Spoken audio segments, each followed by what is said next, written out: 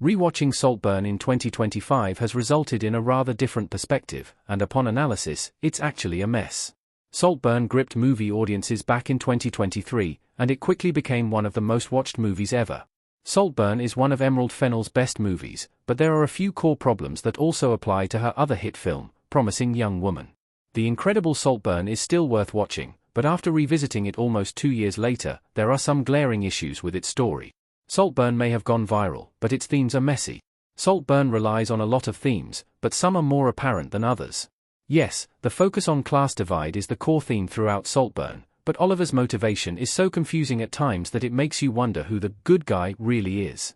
By the film's climax, Oliver has gained the Catton's riches and property, thus slipping into the shoes of the people he's actively been against the whole time. However, does this make him successful, or rather a hypocrite?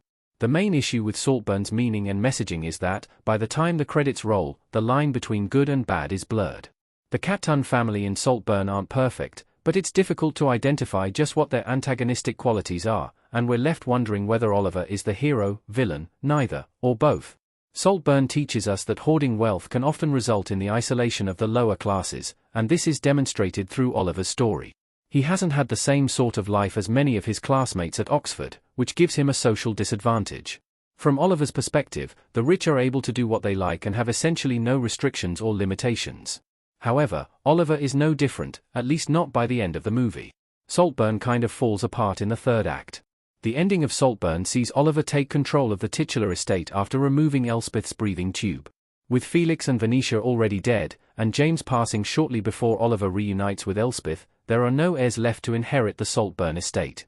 While Oliver's distaste towards the rich is something many can relate to, there's nothing about the Cattons that explains why Saltburn's lead character targets them specifically. In fact, it's hard to understand why Oliver enacts his plan at all. Oliver lies about his upbringing, something Felix later discovers when he brings his friend to visit his family. Oliver's relatives don't appear to be uber-wealthy like the Cattons, but they're comfortable. Perhaps Oliver's childhood had been traumatic or difficult, and we just don't know about it, but it wouldn't make sense for Saltburn to hold this information back. After Felix discovers the truth about Oliver, Saltburn fails to provide us with any context as to why he's cozying up to the Catton family. Before, it seems obvious that Oliver befriends Felix because he's in awe of him, teetering on the border between jealousy and love. But once it becomes clear that Oliver isn't after the Catton's lifestyle because of a lack of money, it's hard to pinpoint exactly what his plan is. It's even more confusing that Oliver returns to this plan years after Felix and Venetia's demise. It can be assumed Oliver keeps a close eye on Elspeth and James from afar in the years between these events, hence why he coincidentally bumps into Elspeth shortly after James' death. But surely James' suspicion of Oliver, especially as he is present for Felix and Venetia's deaths, would be enough to raise somebody's suspicions, even after his death?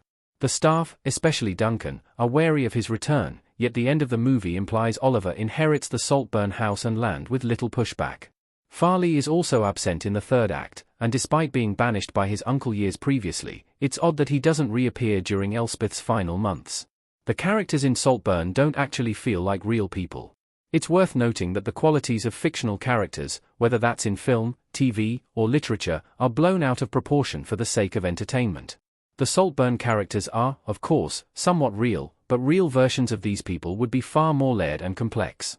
However, that's the point. Saltburn makes these characters over the top on purpose, to really highlight the differences between them in their rose-tinted glasses world and Oliver looking in. In fact, of all of them, Oliver is actually the most unrealistic character. Between the lack of explanation of Oliver's motivations, his unnecessary lies about his family, and his actions at the end of Saltburn, very little about the character makes sense. Oliver initially seems to be a Robin Hood-esque figure, but in reality, his decisions are only for his own gain. Saltburn relies on its shocks more than its substance. Saltburn is undoubtedly a gripping watch, but upon revisiting it, it's clear that the movie relies on shock factor over substance. The bath scene, for example, is unexpected and throws audiences off, but it doesn't really do much story-wise. The graveyard scene is another that lacks any proper substance. It's astounding to watch Oliver grind against the unsettled ground of his friend's final resting place, but it doesn't give us any answers to anything. Ultimately, Saltburn's grave and bath scenes are nothing more than notable, controversial moments. These moments further demonstrate the levels of extremity that Oliver goes to in order to keep Felix close, and just how obsessed he is with the other man, but they don't give us any context as to why he feels this way. The same can be said about Oliver's brutal killing of Elspeth. This scene would be a perfect opportunity for Saltburn to reveal more of Oliver's intentions. He explains what his plan had been this whole time, but not why. Oliver's relationship with Elspeth is strong throughout the film, so it's a great twist when he removes the tube, but it'd be even better if we knew what his motivations were.